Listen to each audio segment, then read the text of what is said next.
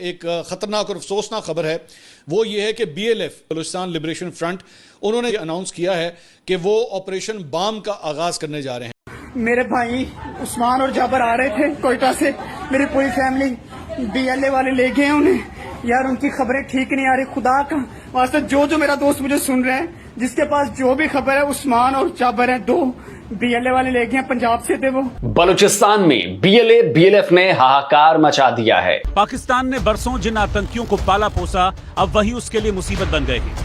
तहरीके तालिबान यानी कि टीटीपी खैबर पख्तूनख्वा में मुनीर की सेना के लिए मुसीबत बनता जा रहा है। आपको जानकर ताज्जुब होगा कि बलूचिस्तान लिबरेशन फ्रंट ने एक साथ 17 जगहों पर हमला कर पाकिस्तान में हड़कंप मचा दिया। कहां गया पाकिस्तान का वो फील्ड मार्शल आसिम मुनीर? तो ये इतनी आग लगी हुई है, और ये मुनीर जो आपको दिखाई दे रहे हैं, ये कोलंबो जा रहे हैं। ये मुनीर अपना फील्ड मार्शल बन गए, उनको भी पता है कुछ दिनों में सब कुछ फेल होने वाला है। आप जानते ही हैं कि ये कोई पहली बार नहीं हुआ है, इससे पहले भी जो है इसी किस्म की हरकतें होती रही हैं। लेकिन ये खबर बड़ी खतरनाक है। सोराब में पाकिस्तानी फौज के कैंप पर कंट्रोल, 18 फौजी मार दिए गए। ये जो बलूचिस्तान का पूरा मामला है, अब खुद पाकिस्तानी मीडिया पे आके चुपचाप धीरे धीरे ये बात बोलने लगे हैं कि बलूचिस्तान के बहुत सारे एरिया हैं जहां पे पाकिस्तानी फौज, और ये मेन स्ट्रीम मीडिया पे बात होना शुरू हो गई। जो प्रो पाकिस्तानी व्लॉगर्स हैं, जो वीलॉग्स अपने बनाते हैं प्रो पाकिस्तानी, वो तक बोलने लगे हैं। जैद हामिद जैसा बंदा जो कि एस्टैब्लिशमेंट के बड़े क्लोज है, वो कहने लगा है कि ऐसे कई जगह हैं खैबर पख्तूनख्वा और बलूचिस्तान में जहां पे पाकिस्तानी फौज सड़क पे ट्रेवल नहीं कर सकती। उनको सड़क पे, क्योंकि वहां पे नाके लगा रखे हैं बलोचों ने, पठानों ने नाके लगा रखे हैं। वो दूर से आती है पाकिस्तानी गाड़ी फौज की और वहीं से यू टर्न लेके वापस चली जाती है, उनको पता मार देगी। ये हो रहा है वहां पे। अभी हुआ है जिसका डर था। बीएलए और बीएलएफ इस वक्त एक्टिव हो चुके हैं और बलूचिस्तान में मुतअद्दिद मकामात के ऊपर हमलों के दावे। अब ये जो ऑपरेशन बाम है, ये बेसिकली पाकिस्तानी फोर्सेस के खिलाफ जो है वो ये इस ऑपरेशन का आगाज करने जा रहे हैं। और उन्होंने कहा है कि जनाब ये मकरान के साहिल से लेके तो कोहे सुलेमान की पहाड़ियों तक जो है वो इन बलूचिस्तान के तमाम इलाकों के अंदर जो है वो इस ऑपरेशन का वो आगाज करने जा रहे हैं। इसका मतलब जो मोटर्स उनके पास हैं, जो उनके पास आर्टिलरीज है, वो कितनी घातक होंगी। बिल्कुल ठीक बात। वो पहुंच गया है उनके पास। अगर वो पहुंच गया है तो पाकिस्तानी आर्मी भी एक सुस्त आर्मी। उनके आईडी कार्ड देखकर, उनकी आइडेंटिटी देखकर उन्हें पहले ले गए और बाद में उन्हें मार दिया। उनका कहना यह है कि हमने फौजी मरकजी कैंप पर कामयाब हमला करते हुए कैंप के 2 हिस्सों पर मुकम्मल कंट्रोल हासिल कर लिया है। इस हमले के दौरान फौज का एक क्वाडकॉप्टर भी मार गया, यानी वो ड्रोन शोन जो क्वाडकॉप्टर होता है वो भी मार दिया। बीएलएफ ने 70 से ज्यादा हमले किए हैं मुख्तलिफ मकामात पर। ये इसलिए ये लेकिन जाकर करेंगे क्या? वहां पर जाकर भी कुछ चाइना का संदेश ले जाकर कान में फूकने की कोशिश करेंगे क्या? बिल्कुल सही बात। आई थिंक ये मुद्दा आपने सही पकड़ा। गौरव आप बताइए, आपको कोई चीज याद आई है? लगता है मैं तो ये बता रहा हूं कि कई साल पहले पाकिस्तान का एक बड़ा तगड़ा आर्मी चीफ, वो भी कोलंबो गया था। उसका नाम था जनरल परवेज मुशर्रफ। वापस आते वक्त पता लगा कि नवाज शरीफ ने बोला कि तू कौन, फिर पाकिस्तान में कू हो गया था। ये परवेज मुशर्रफ भी वहां पे कोलंबो में गोल्फ खेल रहा था भाई साहब। अब ये जा रहा है गोल्फ खेलने के लिए, पता नहीं क्या होगा आगे, देखते हैं। ये तख्ता पलट की तो वहां बड़ी चर्चा तेज है, और आप तो ये इशारा दे रहे हैं, मतलब ये 23 जुलाई को वहां से कोलंबो से लौटते ही, मतलब अगस्त आते आते नवाज शरीफ ने बोला था कि परवेज मुशर्रफ का ना हवाई जहाज नहीं करेगा, लैंड नहीं होना चाहिए। उसने बोला सर 5 मिनट का तेल है, लैंड नहीं होगा। सर 4 मिनट का तेल है, लैंड नहीं होगा। 3 मिनट का तेल है, लैंड। जब ऐसा कि सर अब सिर्फ भाप पे चल रहा है जहाज, तब जाके वो जहाज लैंड करा और वहां पे तख्ता पलट हुआ पाकिस्तान में। देखिए पाकिस्तान में अभी तख्ता पलट हो चुका है। लेकिन मैं आपको एक बात बता दूं, ये जो आसिम मुनीर आज गद्दी पे विराजमान है पाकिस्तान की, ये नाक से खून निकलवाएगा, लकीरें खिंचवाएगा पूरे पाकिस्तानी कौम की सत्ता में रहने के लिए। बेसिकली बलूचिस्तान लिबरेशन फ्रंट की जानिब से जो है कल बाकायदा तौर पे ऑपरेशन बाम का नाम जो है वो दिया गया है, ऑपरेशन बाम का आगाज़ किया गया है। उन्होंने ये कहा है कि जनाब नीचे मकरान से लेके तो ऊपर बलूचिस्तान की हदूद तक जो है वो ये हम ऑपरेशन करेंगे और इसमें हम पाकिस्तानी सिक्योरिटी फोर्सेस को जो है वो हम टारगेट करेंगे। अब ये जो बाम का लफ्ज़ है, ये बेसिकली एक बलोची लफ्ज़ है और इसका मतलब होता है उभरता हुआ सूरज, इसका ये मतलब होता है। और ये जो ऑपरेशन जिसे ये ऑपरेशन का नाम दे रहे हैं, बेसिकली तो दहशतगर्दों की ये कार्रवाइयाँ हैं। ये जब से उन्होंने आगाज़ किया है, आप सिर्फ एक कोऑर्डिनेशन देखिए कि जब से इन्होंने आगाज़ किया है, इंडियन मीडिया के ऊपर बैठ के इसकी पूरी कवरेज स्टार्ट हो गई है लिटरली। मतलब आप ज़रा लिंकेजेस देखिए कि यहाँ पे बलोच दहशतगर्द जो हैं वो ये ऐलान करते हैं और वहाँ पे इंडियन टेलीविजन के ऊपर जो है इसकी पूरी कवरेज शुरू हो जाती है कि जनाब वहाँ पे, और लफ्ज़ क्या वो इस्तेमाल कर रहे हैं, ऑक्यूपाइड बलोचिस्तान का लफ्ज़ इस्तेमाल कर रहे हैं। और मैं ये आपके सामने, ये वही है जो पाकिस्तान जिंदाबाद वाला जो है, ये वो है जो कमेंट्री कर रहा है इस मामले के ऊपर।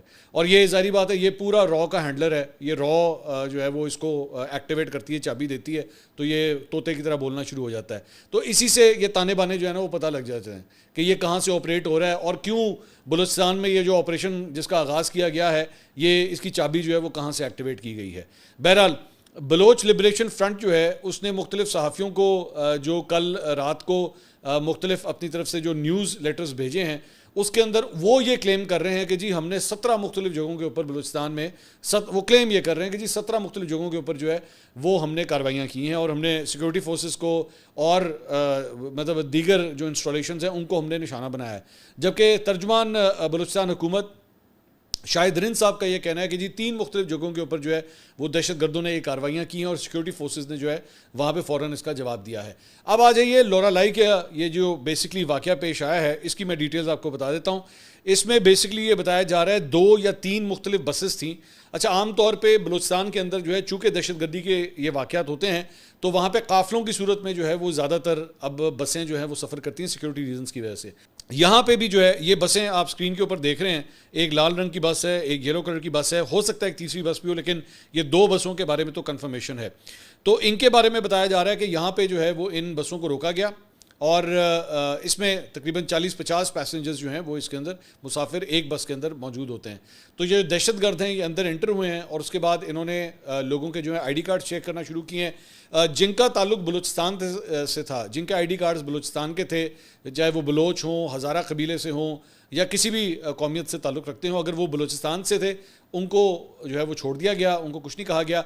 लेकिन जिनके जो आईडी कार्ड्स थे उनके ऊपर पंजाब का, लाहौर का, डेरा गाजी खान का, भैया मैं मुख्तलिफ शहर हैं जिनके बारे में आपको बता रहा हूँ, जिनके वो थे उनको जो है वो वहाँ से निकाला गया है, बसों से उतारा गया है।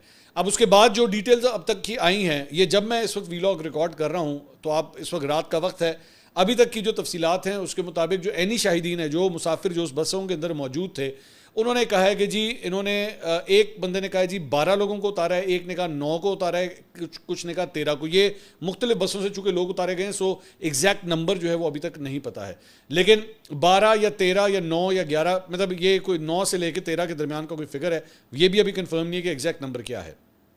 एक एनी शाहिद जो है वो ये कह रहा है कि लोगों को उतारने के बाद जो है उनको उनके ऊपर गोलियां चलाई गई हैं।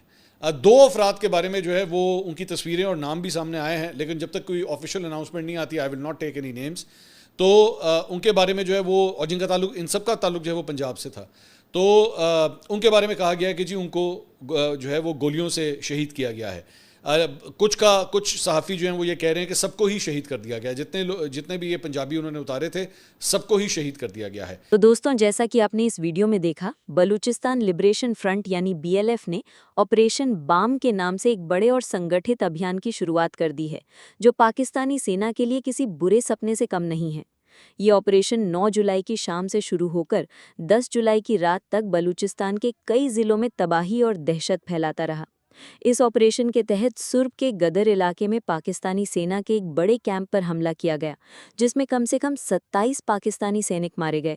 इनमें से 11 सैनिक उस समय मारे गए जब वे शिविर की रक्षा के लिए पहुंचे, लेकिन पहले से घात लगाए BLF कमांडोज ने उन्हें निशाना बना दिया। इसके अलावा 9 पाकिस्तानी सैनिक जो ISI और मिलिट्री इंटेलिजेंस से जुड़े थे, उन्हें अलग अलग बसों से पहचान के बाद निकालकर मार डाला गया। उनके ID कार्ड देखकर टारगेट किया गया। ये दिखाता है कि BLF ने कितना सोचा समझा योजनाबद्ध हमला किया। बलूचिस्तान के खरन, कैज, सीबी, झाव, नसीराबाद, मस्टन, क्वेटा, कोहलो और कई अन्य इलाकों में mobile tower, force camp, check post और पुलिस चौकियों को निशाना बनाया गया। कई जगहों पर मोर्टार हमले किए गए, वाहनों को उड़ा दिया गया और सीपेक रोड जैसी रणनीतिक जगहों पर हमला किया गया। ये सिर्फ हमला नहीं था, ये एक सीधा मैसेज था पाकिस्तान को कि बलूचिस्तान में अब जबरदस्ती की मौजूदगी को बर्दाश्त नहीं किया जाएगा। पाकिस्तानी सेना की हालत ये हो गई है कि अब वो ड्रोन और सर्वेलेंस कैमरों की मदद से जवाबी कार्रवाई करने की कोशिश कर रही है, लेकिन स्थिति उनके नियंत्रण से बाहर दिख रही है। बलूच लड़ाके सिर्फ गोलियां नहीं चला